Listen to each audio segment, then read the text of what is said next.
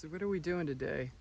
Well, this is about as close as unpackaging something gets for me, because I got really excited when I got my Monil collars for my cows, the GPS collars.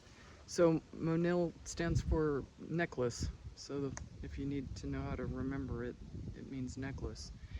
So these are the collars, and here is the identification of the collar itself, and this is the counterweight.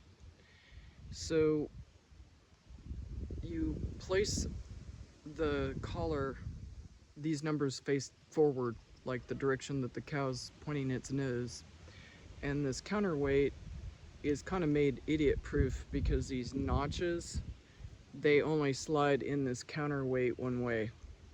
So the idea, as suggested, is that your tag that goes in the cow's ear, which might appear backwards to you, so the number is 7123, and so the first number on my collar is 71, and then the next two numbers tell me how old the cow is. So this cow was born in 23, so it's 3 years old. So that's how I do my tags. I mean, you could do it any way you want. So I'm basically preparing the collars to place on the cows.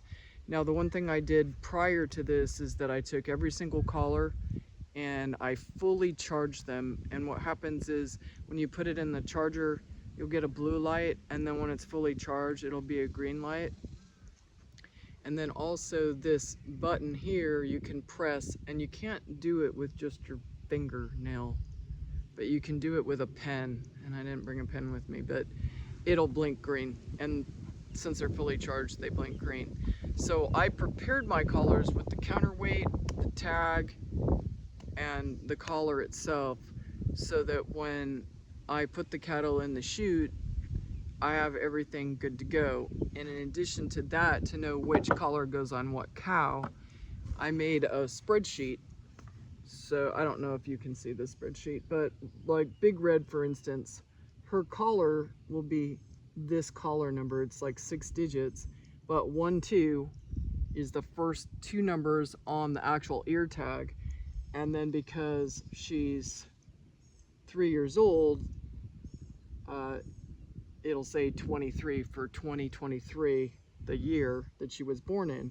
So the first 2 numbers is the collar number, and the last 2 numbers is when she was born. So I basically know how old she was. And in addition to that, on the spreadsheet that I did, I put the brand, if they had a brand on them, where it's located, what it looks like, and in case there's any thieving going on. And I'll also back that up with a picture of the cattle. So this is just your basic introduction to these collars.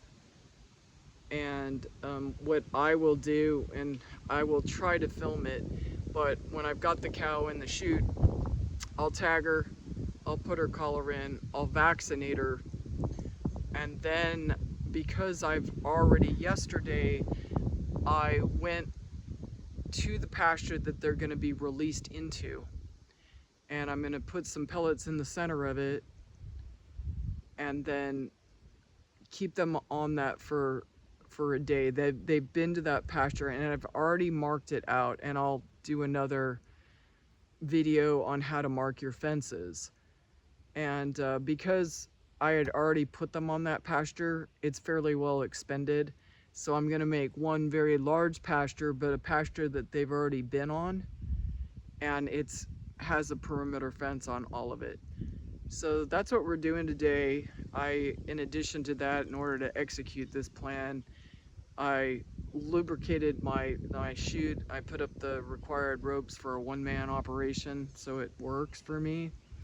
And I brought the cows in as far to the chute as possible, and I was able to walk amongst them in a relatively tight corral, like pressure. And even what I would call my rangy cow, which she's pretty mild for calling her rangy, but compared to the other ones who were absolutely docile, I got her in. There's only one cow that has a baby that doesn't seem to want to come in, because every time I give food, the baby wants to nurse. So you know, I'll figure that out when time comes. But anyway, I just wanted to show you the collars themselves, and it's, you know, the straps are thick. I kind of compare them to an Apple Watch. Solar panels up here, and you can only like thread the counterweight one way because there's notches on the collar, and there's like a slot where it goes in. So the buttons you press to move the counterweight up or down on the cow are the opposite of the way the numbers need to go. And I'm hoping that the cow will stick its head out enough so that I'll be able to slide this over her and put her tag on all in one easy go of it, but we will see. So in addition to training the cows to get near the chute, making sure the chute's really operational, well greased, I prepared my collars and my worksheet, and then I've already set up the fencing so that when they're released, they'll already be in the containment area that they're relatively familiar with, so it won't be a big surprise of a new environment. And that's exactly where the chute releases them out to. So that's what we're doing today. I'm just introducing you to the Monil collars and what I'm doing. And this is all part of an NRCS program that I applied for a grant, for an equipped grant mixed with rotational grazing, and part of my Southern SARE grant that's actually determining how much of a factor this plays in reducing farmer stress. So we will see. Right now I'm just logging my hours as far as preparation took, and I would say it took me about an hour to make the tags, put them on the collars, prep everything, and I spent probably another good 45 minutes on the phone trying to figure out how to set up the posts with my phone. I wanted to manually walk it versus just looking at a satellite and putting the way marks. So the tags would have to be done anyway, so I can't really detract that as like so much time for the collars, other than the fact that I had to coordinate things. But because these are new cows to the ranch, I would have to do that anyway. So I have about, we'll just say 2.5 hours in prepping the collars and getting the technical advice that I needed.